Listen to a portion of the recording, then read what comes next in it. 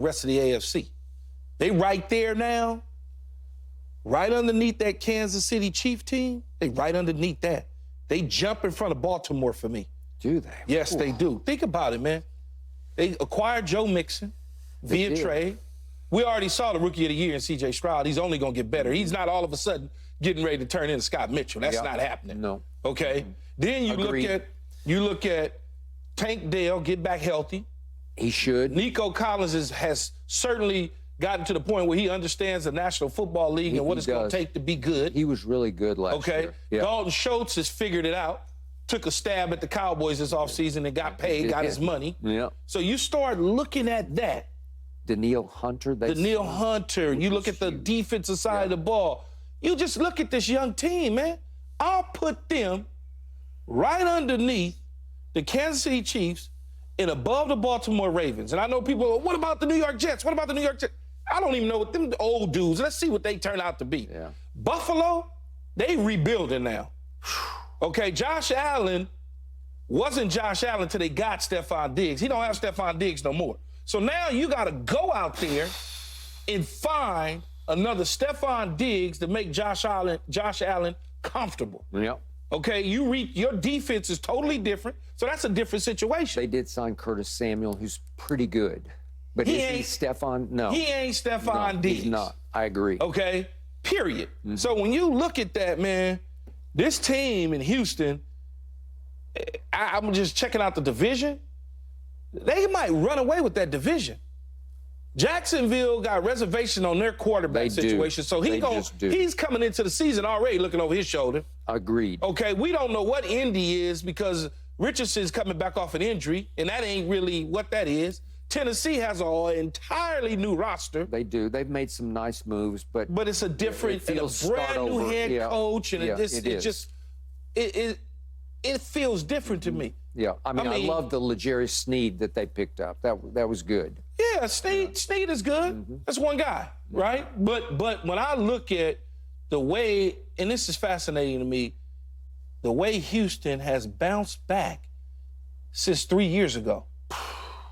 Think about that. 2 years ago. Or two years ago. I mean, it happened, all the craziness was 3 years. It was. That's why I was like since 3 years ago. But in 2 years, they bounced back. They have. And it all starts with the quarterback, and I'll throw in the head coach. The head coach. Because he's a stud. The head coach.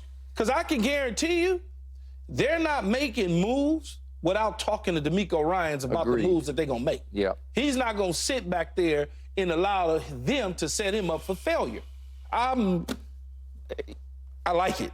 I love when organizations with young quarterbacks go and get playmakers to have them and make them succeed. It's the best thing ever. When you're a young quarterback and you got playmakers, just check Brock Purdy. Nothing away from him. He's going to be one of the highest paid quarterbacks next year. They're going to give him his money. But if he didn't have all that stuff around him, he'd just be a guy. Yep. Agreed. You know, young quarterbacks have got to have pieces around them to be able to succeed. I like it. I like everything that they've done. C.J. Stroud was a flat-out revelation last year. I did not see that coming. And he didn't just have a little flash in the pan for 2 or 3 games. It was season long. Yes. He just got better and better and better. Again, Dak had a great rookie year. RG3 had a great rookie year. But this was legit, solid, will last. You can just see they got a keeper. And what was not more important, but what was very impressive and important was his late fourth quarter comebacks in situations. Yeah. And even when there was a mistake made, he just bounced back from it and kept it right rolling. He did. He just knows how to play the position. He has a feel for it. He has poise under fire. He can read it and react to it with easy sort of patience. You know, he showed me patience kids don't have in this league. Usually they unravel under fire over time. And that's why I don't understand when these so-called evaluators, when they're evaluating players and they're looking at C.J. Stroud versus other quarterbacks, and they say, well, he he doesn't process the information right, or he didn't show up to the Manning's camp, so therefore he blew off the Mannings. Is that your white guy accent? I'm just saying, I didn't say nothing about white guys. Okay. I'm just saying that's how they talk. I kind of liked it, though. No, but that's what they do. He blew off the Manning's passing academy, so therefore we shouldn't draft him. This was the sort of stuff that was going on. It always during the draft. Like, what are you talking about? Because he didn't want to go to somebody's camp, that makes him a terrible player? That's ridiculous. Well, he was ridiculous on the football field, is what he was. So now back to Stefon. Obviously, his brother, who plays for my Dallas Cowboys, is tweeting at Josh Allen different things about, families. Yeah, right. Families love the tweeting, huh? They do. And his point was that you were nothing before my brother walked in the door. Well, that was my point a minute ago. It wasn't that he wasn't nothing. He wasn't the same Josh Allen as he is today till Stefon Diggs walked into the door. It's a fact. It's well documented. It's on the film. There's no lies about it. Stefon Diggs was getting down in Minnesota before Josh Allen. Was he? See the Minnesota Miracle play, right? So I don't know. I'm not inside the Buffalo Bills, but you could just see it manifest on the football field last year. They were not on the same page.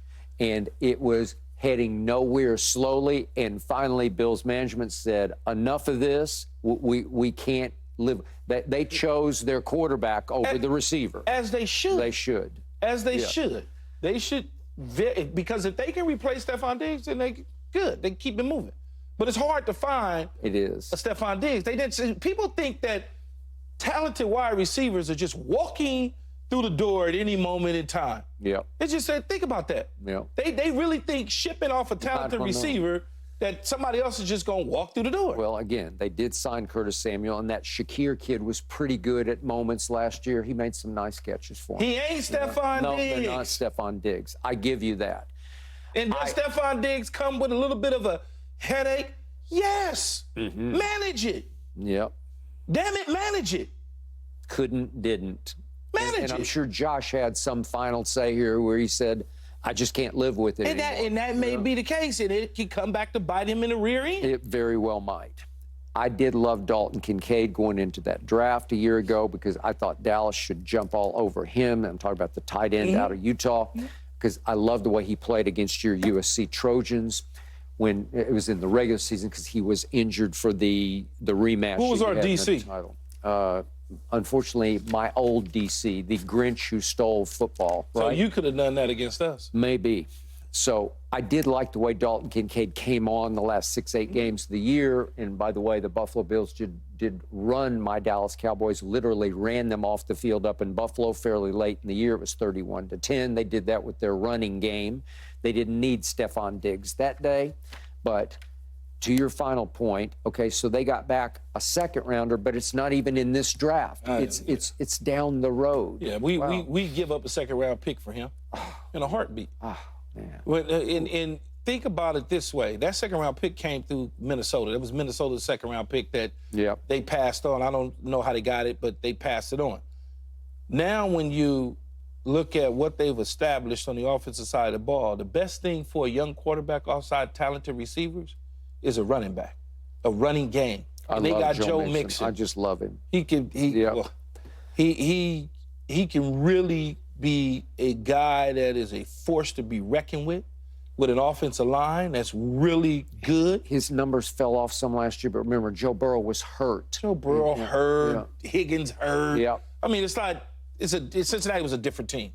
Cincinnati was a different team. It was time for Joe Mixon to get some money. He's a little bit older for the position. He is, but he's still got a couple of big. No, I know, but they made a decision they made more of a financial decision than a production decision, in my opinion, in Cincinnati, because they got to look and allocate money to other players via the draft, free agency next year. Chase, they got to figure out what to do with T. Higgins, all of those sort of things. So the best thing to do was move on from Joe Mixon.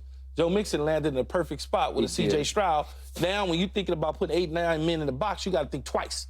Because now you got Collins, you got Tank Dell, you got Stefon Diggs that can play outside and inside. And Dalton Schultz. Schultz. They got a real squad, man. And Joe Mixon. And they know how to coach. Hey, Joe Mixon can really catch it, too. And he can catch the ball out of the backfield. Cowboys should have got him. Don't get me started. Should have got Derrick Henry. Oh, So I will give you Texans win the South. I will not give you Texans are better than Baltimore. I can't go that far just yet. okay. You know? That's fine. It's close, though. Baltimore lost a lot, especially on the defensive side of the ball, and their 2 offensive linemen went to the Jets. They did. They lost a lot. You complain about your team losing pieces on the offensive line, and I understand the history of Baltimore. They plug and play, and they just keep reloading and going and going and going. But they did lose a lot. Yeah.